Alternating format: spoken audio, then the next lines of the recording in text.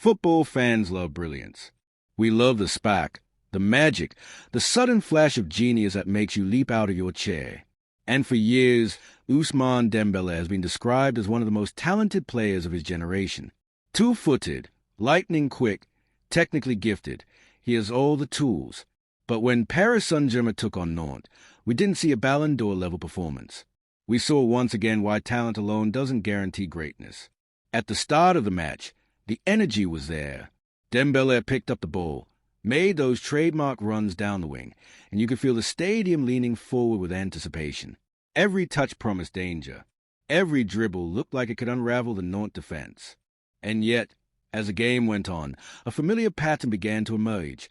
Speed without end product, flair without the finish. How many times have we said this before? For every dazzling dribble, there was a heavy touch. For every sprint into space, a wasted cross. It's the story of Dembele's career, moments of brilliance drowned out by inconsistency. Take one sequence in the first half. He tore down the right flank, leaving his marker for dead. The crowd roared, waiting for the killer ball, the moment of magic that would put PSG in front. And then, a scuffed pass, rolling harmlessly into the goalkeeper's arms. That, right there, is why Ousmane Dembélé frustrates fans. He gives you the fireworks, but never the full show. Statistically, the performance tells the same story. Look at the numbers from the Nantes game.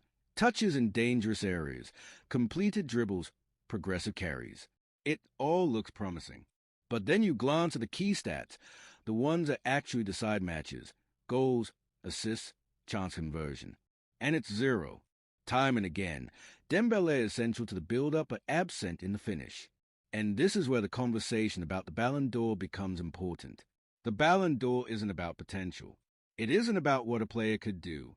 It's about what they actually deliver on the biggest stage, consistently, week after week, season after season. Messi delivered.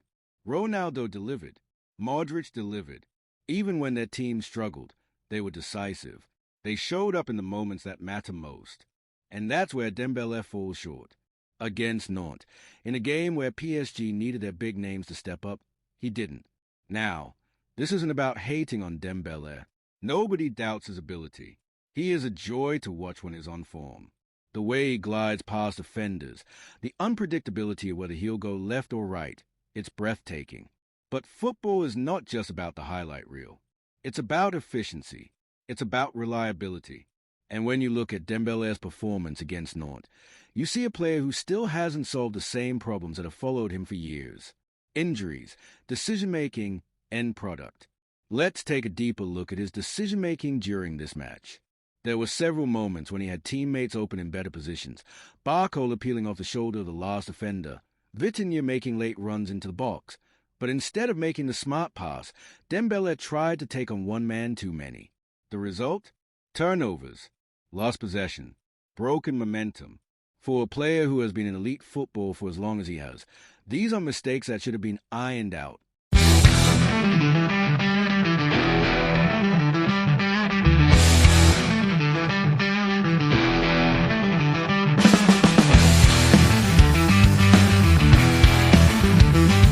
And that's why, when we talk about the Ballon d'Or, it feels almost disrespectful to the players who truly deliver. Think about it. The Ballon d'Or has been awarded to players who carried their teams to glory, who redefined positions, who performed on the biggest stages. Messi in 2009, unstoppable with Barcelona. Modric in 2018, dragging Croatia to a World Cup final. Benzema in 2022, single-handedly destroying defenses in the Champions League. Compare that to Dembele's showing against Nantes. Is this really the level we're talking about when we say Ballon d'Or? The answer, brutally, is no. And here's the crux: consistency. Football history remembers the players who do it week in, week out, season after season. Dembele's career, by contrast, has been a story of flashes. One brilliant goal here, a stunning dribble there, but never the full package sustained over a campaign. Against Nantes, he showed us why the hype train always stalls. He looked dangerous, yes, but when the final whistle blew, there was nothing to show for it. No goals, no assists, no decisive moment. For a Ballon d'Or hopeful, that is simply not enough. Not enough. Now, let's imagine for a moment what it would take for him to even enter the conversation. He would need to dominate games like this. Not just occasionally, not just against weaker opponents, but consistently against Nantes, against Marseille, against Bayern, against Real Madrid. He would need to take responsibility to turn promising runs into actual goals. But as of now, that transformation hasn't happened. And if we're honest, it feels like it may never happen at the level required to win football's most prestigious award. This is not to say that Dembele is a bad player. Far from it. He is world-class in many aspects.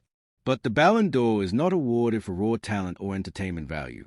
It is awarded for greatness, for being the difference maker. Against Nantes, the difference makers were elsewhere on the pitch. Barcola, as usual, looked like the man PSG could rely on. Other players took control of key moments. Dembele, he was on the periphery, dangerous but not decisive. And that, in the end, is why his name should not be anywhere near the Ballon d'Or conversation. Because when the spotlight was on, when the moment came, he didn't seize it. If anything, his performance against Nantes was a reminder of the gap between talent and greatness, between hype and legacy. So the next time you hear the Ballon d'Or link with Ousmane Dembélé, remember this match.